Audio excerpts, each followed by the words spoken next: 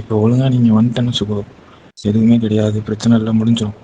அப்படி இல்லைன்னு வச்சுக்கோ, நீ இன்னும் 10 வருஷத்துக்கு அவனை நீ செத்தாலும் அந்த நரக வேதனை அனுபவிக்க மாட்டேன். எப்படினாலும் நீ எங்கே இருந்தாலும் உன்னை நான் நிம்மதியாக இருக்கவே விட மாட்டேன்.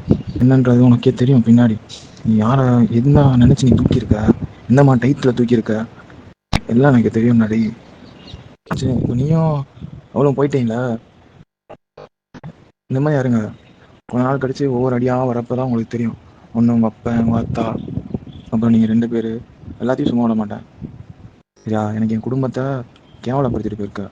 உன்னை நான் சும்மா விட்டனாலும் நான் ஒரு பெரிய அப்படியா உன்னை நான் எப்படினாலும் தேடி கண்டுபிடிச்சி அதுவும் ஒன்று துண்டு துண்டாக அறுத்து உன் கண்ணை பிடுங்கி உன் மூக்கெல்லாம் திணிச்சு பல்லு கில்லெல்லாம் சுத்தியில வச்சு உடச்சி உன் நாக்க பிளேடை வச்சு அறுன்னு அறுத்து உன் உடம்புல இருக்க ஒவ்வொரு நரம்பா பிடிச்சி இழுத்து ஒவ்வொரு ஊஜவா அறுத்து உன் காலு கையை எல்லாத்தையும் தனித்தனியாக அறுத்து எல்லாம் உன் மண்டையில் கல்லை போட்டு உன் மண்டையை திறந்து நீ எவ்வளோ நரக வேதனையில் சாகணுமோ அவ்வளோ நரக வேதனையில் ஒன்று சாகடி பண்ணா. இவ்வளோ நேரம் நீங்கள் கேட்டுக்கிட்டு இருந்த அந்த வாய்ஸ், அதாவது இந்த வெறித்தனமாக கொலை மிரட்டல் விடுத்த அந்த வாய்ஸ் யாரோடதுன்னு தானே யோசிச்சுக்கிட்டு இருக்கீங்க. காலையில் ஒரு வீடியோ போட்டிருந்தேன்ல, திண்டுக்கல் வத்தலகுண்டில் ஒரு ஆணவ படுகொலை நடந்துருந்துச்சு, அதாவது ஜாதி ஆணவ படுகொலை நடந்துருச்சு அப்படின்னு. அந்த கொலை செய்யப்பட்ட ராமச்சந்திரனோட மனைவியோட அண்ணே அவன் தான் சில நாட்களுக்கு முன்னாடி அந்த பையனுக்கு இப்படி ஒரு கொலை மிரட்டலை விட்டுருக்கேன், ரொம்ப கொடூரமா. நீங்கள் அந்த ஆடியோவை கேட்கும் போதே நல்லா ஃபீல் பண்ணியிருந்திருப்பீங்க. அவனுக்கு எவ்வளோ ஜாதி வெறியில் அந்த பையனை எவ்வளோ வெறி எடுத்து அவனை கொலை மிரட்டல் விட்டுருப்பேன் அப்படின்றது. அவன் எப்படிலாம் கொலை மிரட்டல் விட்டுருந்தானோ அதே மாதிரி அந்த பையனை வந்து வெட்டி கொலை பண்ணியிருக்காங்க. ஆனால் நீ நரக வேதனை படுவ,